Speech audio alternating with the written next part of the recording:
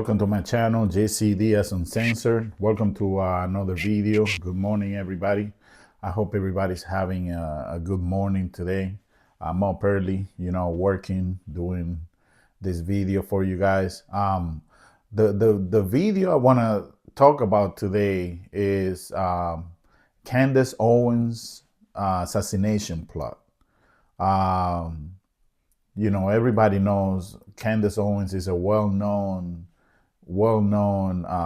YouTuber, podcast host, and she's been in several controversies because she speaks her mind, which is perfectly fine. We have a right to speak our minds. We have our freedom of speech, and I don't see a problem at all with her being able to speak her mind, but her being able to speak her mind has brought up upon her some controversies, and I wanted to, talk about it a little bit.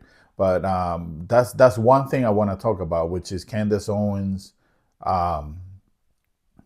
assassination plot, which it's like this is like a spy / James Bond type of movie, espionage and all that. Supposedly, according to her, the French government has a hit on her, has an assassination plot, has put some money on her head. And we are going to go ahead and talk about that. But that's one thing I want to talk about. And the other thing is Marjorie Taylor Greene. Is she the future of the Republican Party? Let's talk about that. We can talk about it. Let's see what happens. But first of all, let's talk about Candace Owens. I'm gonna play a video that I have for you guys, and then we are going to react to it, and then we'll talk about Marjorie Taylor Greene. Go ahead and play the video. Political commentator and conspiracy theorist Candace Owens believes French President Emmanuel Macron and his wife Brigitte Macron are plotting to assassinate her, according to an outlandish, lengthy tweet she fired off over the weekend. 2 days ago, I was contacted by a high-ranking employee of the French government. After determining this person's position and proximity to the French couple, I have deemed the information they gave me to be credible enough to share publicly in the event that something happens. In short, this person claims that the Macrons have executed upon and paid for my assassination, she wrote on November 22nd. In the post, Owens went on to claim she was told formalized assassination plans were greenlit to be executed by a team in the elite French Special Ops Unit, National Gendarmerie Intervention Group, while making sure to specify that there was one Israeli among the alleged assassination squad. She also warned in the post that the supposed assassination plot also endangers French independent journalist Xavier Poussard, who has also vehemently peddled conspiracy theories about the gender and sexuality of Brigitte Macron. Owens later posted that she has evidence to support her claims, including names and international accounts through which money was exchanged, and that she has informed the federal government and the White House of what she called the French and Israeli assassination plot. In her initial post, she also claimed that Charlie Kirk's assassin was allegedly connected to the French government, saying she was told he had trained with a French brigade, which she wrote was not a coincidence in a later post. And while many of the comments went on to call the lengthy tirade bat crazy or a psychiatric breakdown in real time, Telegram founder Pavel Durov chimed in on Owens' allegations of France's involvement in Kirk's death, calling them entirely plausible. Durov cited the Turning Point USA founder's previous comments about Macron's France, specifically referencing an occasion in which Kirk called for the country to drop charges against him or face 300% tariffs from the US.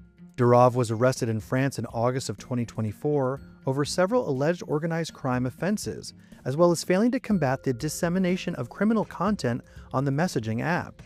He was under strict travel supervision from the country until it was lifted earlier this month. Owens' slew of allegations comes amid a lengthy feud between the conspiracy theorist and the French president and first lady. The couple has been afflicted for years since Emmanuel Macron's presidential win in 2017 by unsubstantiated conspiracy theories being spread online, most notably by Owens, claiming Brigitte is a transgender woman who was initially born a man named Jean-Michel Trogneux, which is the name of Brigitte's brother. After she was slapped with a defamation lawsuit by the Macrons in July, Owens doubled down on her comments about the French First Lady. You were born a man and you will die a man. That's the point I'm making. So give us a sample. I'll send my doctors to take your blood. Figure it out real quick, however you want to go about this. Hey, how about just giving us some pictures again of you growing up, raising your children? That would be fine.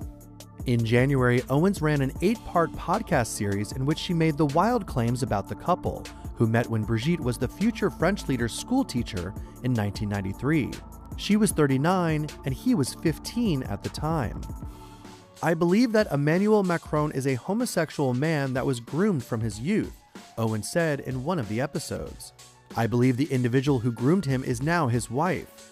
I believe his wife was born Jean-Michel Trogneux and transitioned in his early 30s, and I believe that the entire state is colluding to protect that secret, she said. Owens is no stranger to controversy. She has repeatedly courted outrage with anti-Semitic remarks, minimizing Hitler's ambitions, as well as defending Kanye West's social media posts.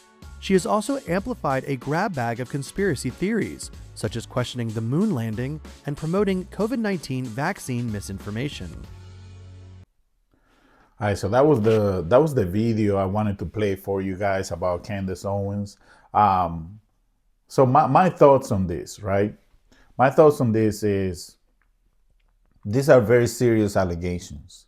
And I'm sure, she's not going to come out and say something without having any proof about what's going on. So I feel that these are really serious allegations, and I believe the CIA, FBI, CIA, the government should be looking into this, since it's a different, she's saying it's the French government or parts of the French government which are the ones that are trying to go after her. I think this will involve, CIA, FBI, and they should do a through investigation about what's going on with this, because these are serious allegations. The other thing is, I know we have a platform. Yes, my YouTube channel is nowhere near being as big as Candace Owens. I'm just starting right now.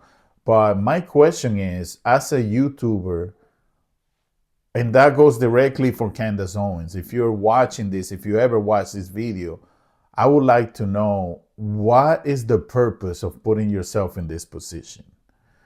That would be my question. Like, why would you put yourself in the position of, a whole government from another country wanting to assassinate you? Like, why go through this? Like, I understand that we have to speak the truth. We have to say, we have to denounce things, and sometimes we have to do what we have to do. But why? What's the reason behind you putting yourself in this position? And this is a real question. I'm just really concerned for your safety, as a fellow American. And I was just wondering, what's the reason behind it? Like, what are you gaining out of this, out of putting your life in danger, going against the whole government? Like, what's the reason behind it? I think that these allegations are serious. They need to be taken serious if she's doing it. I hope that she gets the security that she needs. And hopefully, this can be solved, and the FBI, CIA can look into this, and Candace Owens is safe. I watch a lot of her videos. I don't agree with some of them. With some of them, I agree. And I think she does an amazing job, in the podcast world, in the YouTube world. But my question, like 100% legit, is, why are you putting yourself in this position? I would like to know. Maybe you can make a video about it and say, hey, I'm putting myself in this position because of this. I would really, really, really like to know, like, what is the purpose of putting yourself, your life, and your loved ones' lives at risk? Coming after the president and the French president and her wife, and his wife, I'm sorry. what is the purpose of it? Like, what are you gaining out of this? So that's my thoughts about the Candace Owens situation, and we're gonna move on. We'll move on, and the next subject I have is Marjorie Taylor Greene. Like, I've been in shock ever since the last video I made, and she's going all the way out. Like, she has resigned effectively January 5th, I believe. She will be resigning now. My question is she the future of the Republican Party? Now that she's resigning, is she positioning herself to maybe for a presidential run? So I have this video. Let's go ahead and play the video, and then we'll talk about it a little bit. Go ahead, play the video. Hi, everyone. I've always represented the common American man and woman as a member of the House of Representatives, which is why I've always been despised in Washington, D.C., and just never fit in. Americans are used by the political industrial complex of both political parties, election cycle after election cycle, in order to elect whichever side can convince Americans to hate the other side more. And the results are always the same. No matter which way the political pendulum swings, Republican or Democrat, nothing ever gets better for the common American man or woman. The debt goes higher, corporate and global interests remain Washington's sweethearts, American jobs continue to be replaced, whether it's by illegal labor or legal labor by visas or just shipped overseas. Small businesses continue to be swallowed by big corporations. Americans' hard-earned tax dollars always fund foreign wars, foreign aid, and foreign interest. And the spending power of the dollar continues to decline. The average American family can no longer survive on a single breadwinner's income, as both parents have to work in order to simply survive. And today, many in my children's generation feel hopeless for their future and don't think they will ever realize the American dream. And that breaks my heart. I ran for Congress in 2020 and have fought every single day believing that Make America Great Again meant America first. I have one of the most conservative voting records in Congress, defending the First Amendment, Second Amendment, unborn babies because I believe God creates life at conception, and I love to fight for the little guy. Strong, safe borders, I have fought hard for that. I've fought against COVID tyrannical insanity and mandated mass vaccinations, and I've never voted to fund foreign wars with your hard-earned tax dollars. However, with almost 1 year into our majority, the legislature has been mostly sidelined. We endured an 8-week shutdown, wrongly, resulting in the House not working for the entire time, and we are entering campaign season, which means all courage leaves and only safe campaign re-election mode is turned on in the House of Representatives. During the longest shutdown in our nation's history, I raged against my own speaker and my own party for refusing to proactively work diligently to pass a plan to save Americans' health care and protect Americans from outrageous, overpriced, and unaffordable health insurance policies. The House should have been in session working every day to fix this disaster. But instead, America was force-fed disgusting political drama once again from both sides of the aisle on television every single day.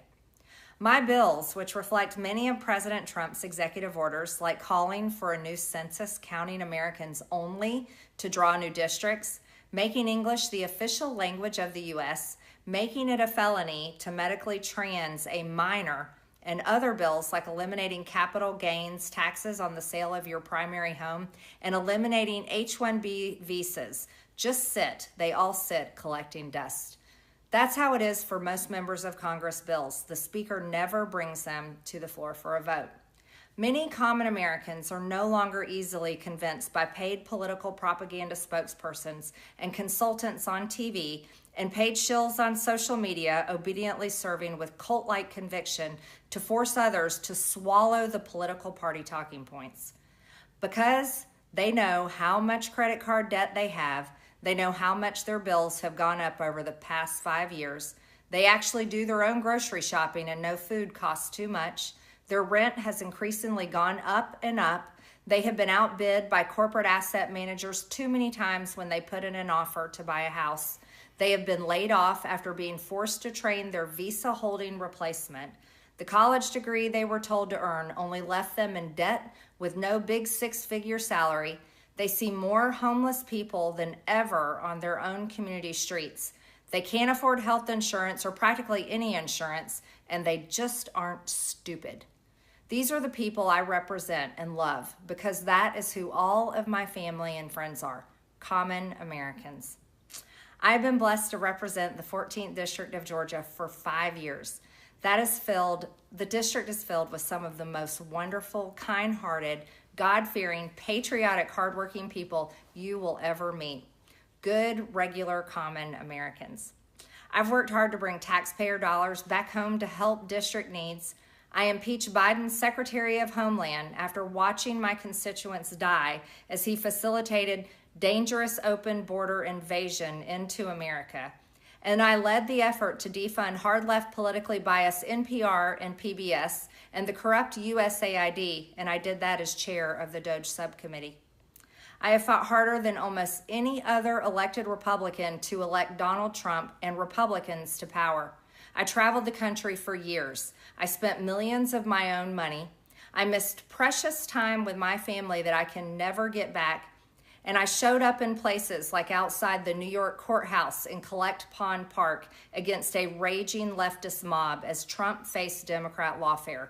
Meanwhile, most of the establishment Republicans who secretly hate him and who stabbed him in the back and never defended him against anything have all been welcomed in right after the election.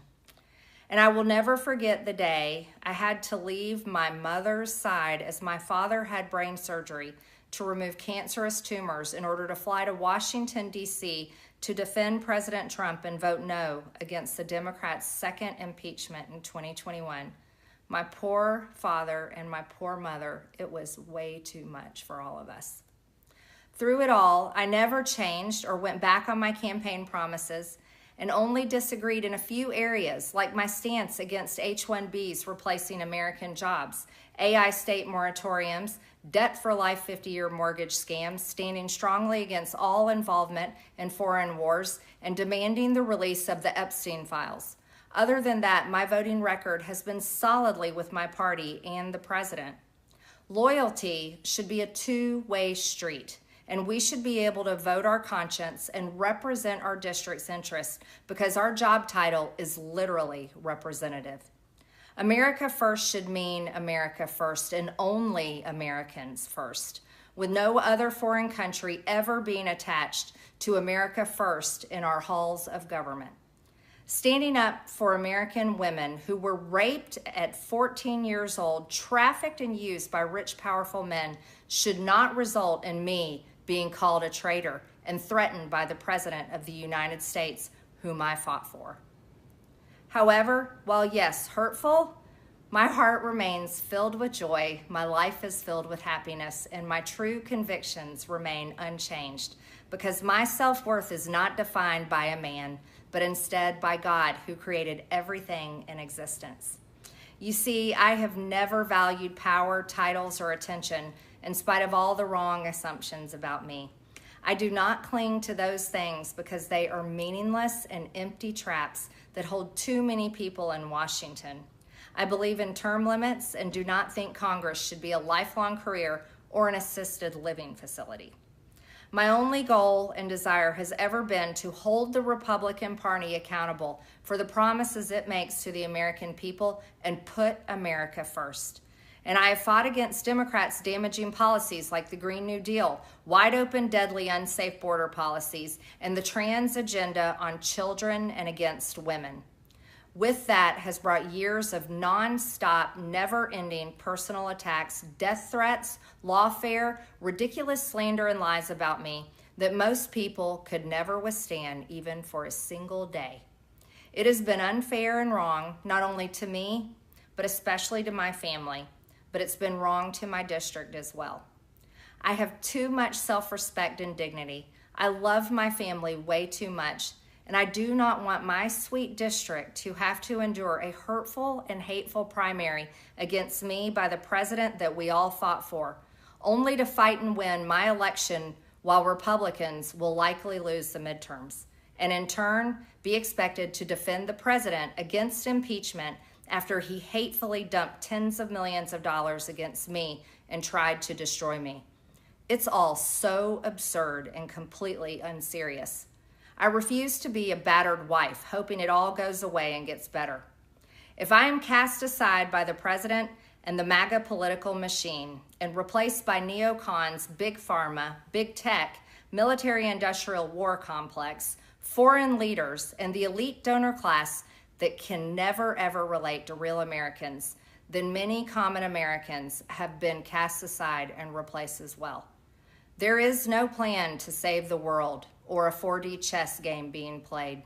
When common American people realize and understand that the political industrial complex of both parties is ripping this country apart, that not one elected leader like me is able to stop Washington's machine from gradually destroying our country, and instead the reality is that they, common Americans, the people, possess the real power over Washington, then I'll be here by their side to rebuild it.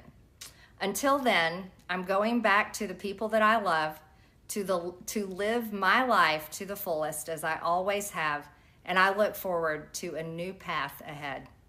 I'll be resigning from office with my last day being January 5th, 2026, and I look forward to seeing many of you again sometime in the future. May God bless you all, and may God bless America. Congresswoman Taylor Greene, I know that before you had a fight with Elon Musk, you guys were able to work it out. No, I get along with everybody. We see the same thing happening between you and Congresswoman. Sure, why not? I mean, I get along with everybody. Are you willing to forgive Congresswoman Taylor Greene? But forgive for what? No, I just disagreed with her philosophy. She started backing perhaps the worst Republican congressman in our history, this stupid person named Massey. And I said, go your own way. And once I left her, she resigned because she would never have survived a primary. But I think she's a nice person. Okay, thank you very much. We begin with this morning's top story, the abrupt resignation from Congress by one of President Trump's staunchest supporters. In a video posted online last night, Georgia Congresswoman Marjorie Taylor Greene says she will step down in early January with a nearly full year left on her term. A special election will take place within 40 days of her departure. This all follows the public fallout Greene's had with the president in recent weeks. In a social media post this morning, President Trump wrote, Greene is resigning because of, quote, plummeting poll numbers. CBS News congressional correspondent Nicole Killian has the story. I have fought harder than almost any other elected Republican to elect Donald Trump and Republicans to power. In a surprise announcement Friday night, Congresswoman Marjorie Taylor Greene said she will resign rather than face a primary challenger in next year's election. I do not want my sweet district to have to endure a hurtful and hateful primary against me by the president that we all fought for. The Georgia Republican has been one of the president's fiercest backers in Congress, but a rift developed over the Congresswoman's disagreements with the White House on foreign intervention, H-1B visas, and most notably, the release of files related to convicted sex offender Jeffrey Epstein. In an interview with CBS Mornings last week, Greene explained why she was then one of a handful of Republican lawmakers who supported a vote to release the files. It's for the victims. These women have been waiting, some of them for decades. The yeas are 427, the nays are 1. The House and Senate overwhelmingly voted Tuesday to force the Trump administration to release the files. Before signing the measure, the president feuded with Greene over the controversy, calling her Marjorie Traitor Greene in a Truth Social post and referring to her as, quote, a ranting lunatic in another. The president withdrew his endorsement and added he would likely back a primary challenger against her. Standing up for American women who were raped at 14 years old, trafficked and used by rich, powerful men should not result in me being called a traitor and threatened by the president. Greene also blasted Republican leaders in Congress for not addressing issues such as expiring Affordable Care Act tax credits, and added she thinks her party will likely lose in the midterm elections next year. For CBS Saturday Morning, Nicole Killian, Washington. All right, so that was the video for Marjorie Taylor Greene, and it shows the response from President Trump regarding her resignation.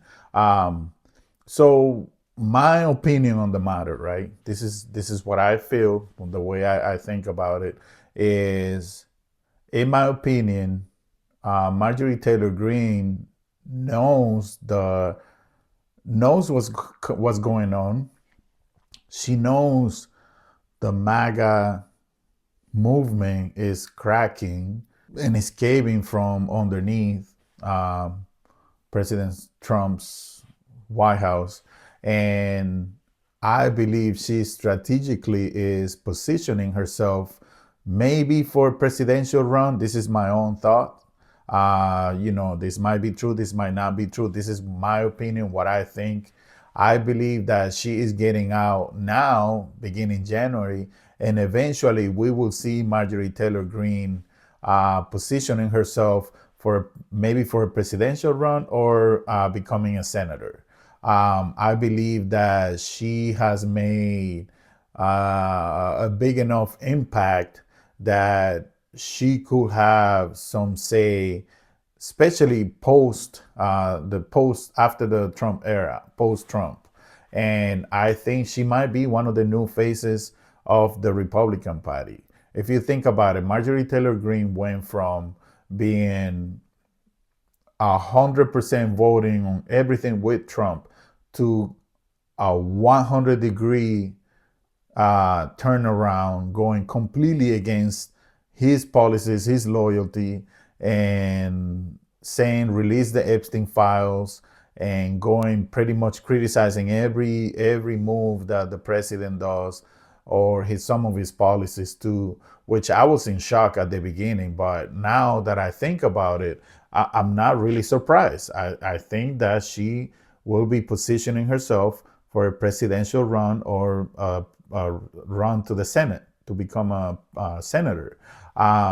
I think that she sees the writing on the wall, and she knows, Trump, pretty much after he's done, they're going to try and bring the Republican Party back to normalcy.